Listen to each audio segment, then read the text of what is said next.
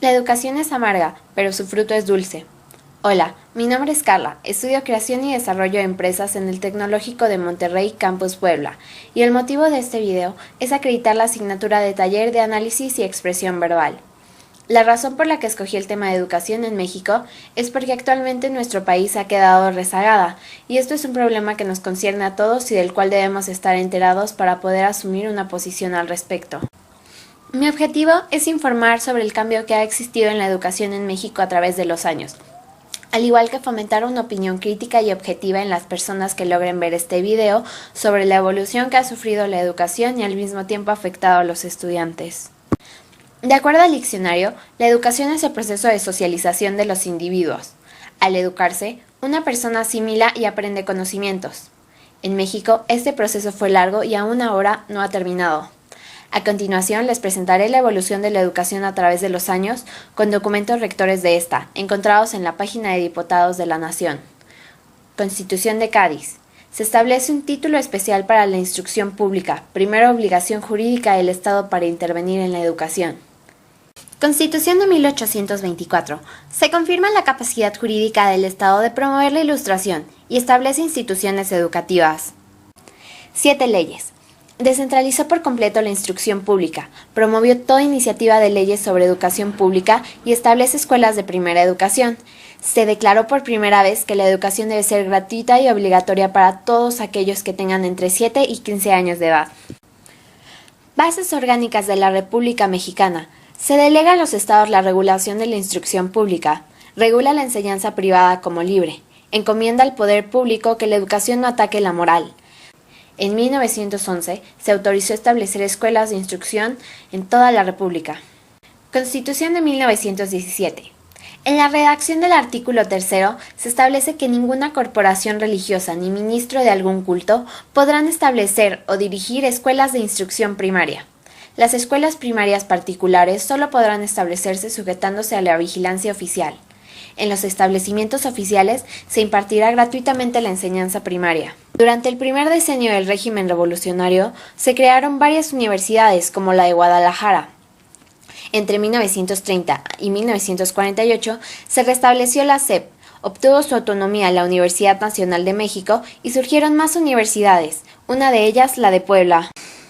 En este proceso, debo mencionar a un personaje sumamente importante en el desarrollo de la educación en nuestro país, José Vasconcelos, quien fue titular de la Organización Oficial de la Educación, teniendo como meta la expansión de la enseñanza, y se dictó la orientación del sistema a través de planes educativos nacionales. De acuerdo a los presidentes que han regido la nación, estos son los que más resaltaron en cuanto a la educación. Lázaro Cárdenas. Aprueba la reforma al artículo 3, proponiendo que la educación que imparte el Estado sea socialista, excluyendo toda enseñanza religiosa, proporcionando una cultura basada en la verdad científica que forme el concepto de solidaridad necesario para la socialización progresiva de los medios de producción económica. Manuel Ávila Camacho. Se hace la segunda reforma al artículo 3, consolidando las bases para el dominio educativo del sector público. Se conserva el sentido laico de la educación. Miguel Alemán. Tercera reforma del artículo 3.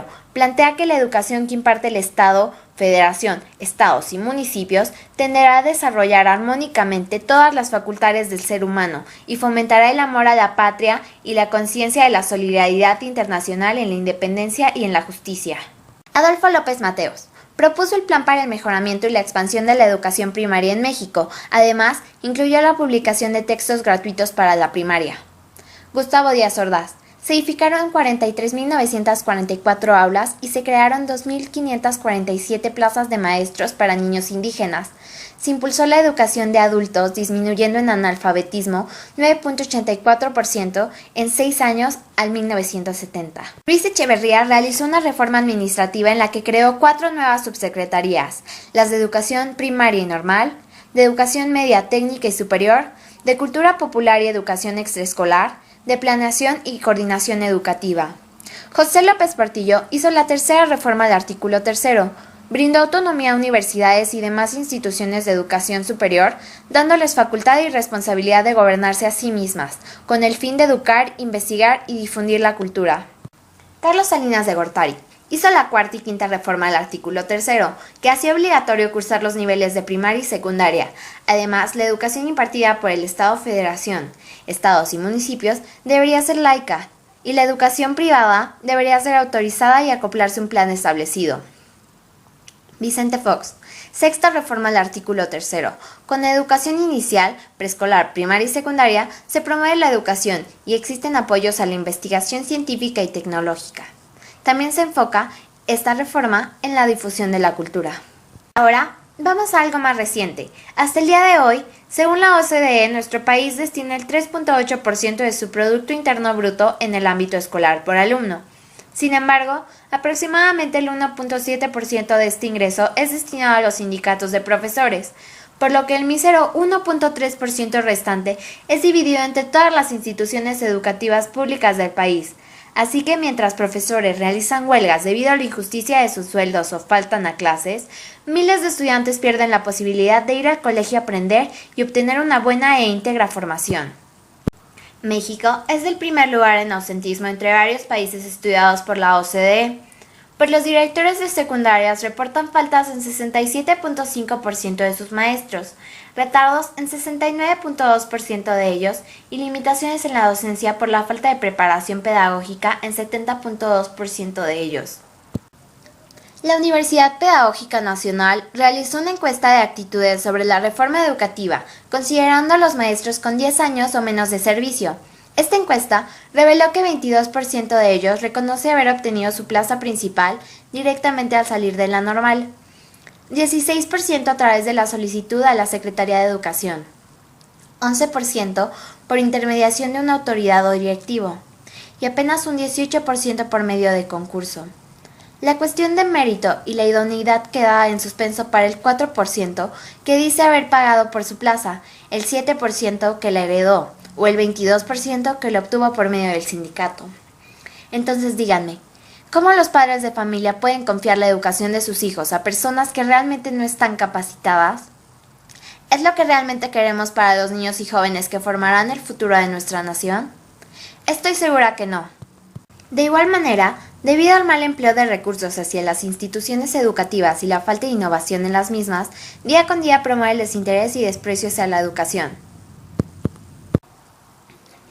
En México existen cifras realmente alarmantes. En el INEGI hicieron un simulador en el que se preguntaban cómo serían las estadísticas si en vez de las más de 112 millones de personas que vivimos en México solo fueran 100. Se preguntaron cuántas estudiarían y de las 100 personas, 22 serían niños entre 5 y 14 años de edad.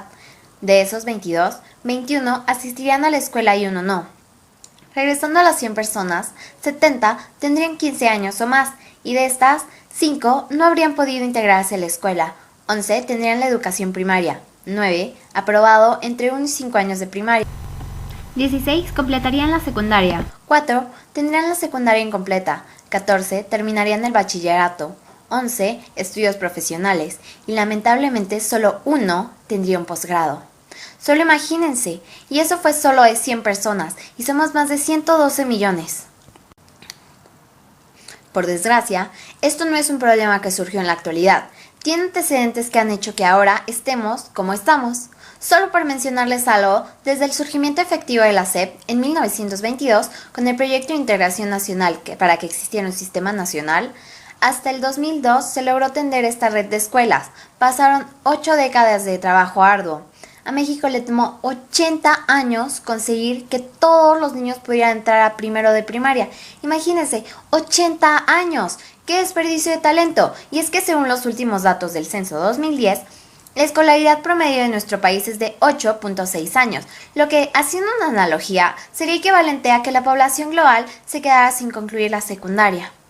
Por lo que he llegado a la conclusión de que el pueblo mexicano necesita una revolución, pero no una revolución armada, sino una revolución intelectual, por la cual se generen métodos innovadores para educar a los niños y jóvenes que esperemos contribuyan con el progreso de nuestro tan hermoso y competente país.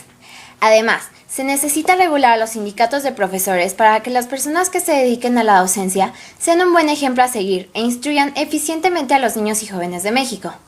Todos en el país de una u otra manera estamos involucrados en los logros y las limitaciones del sistema educativo y tenemos responsabilidad compartida para enfrentar sus retos. La educación es un factor determinante del ser humano, debido a que facilita el desarrollo de herramientas primordialmente necesarias para la supervivencia en un mundo cruel que no perdona y se aprovecha de los que menos saben. Gracias. Si te gustó el tema de la educación en México, te recomiendo ver el documental de Panzazo de Carlos Loret de Mola.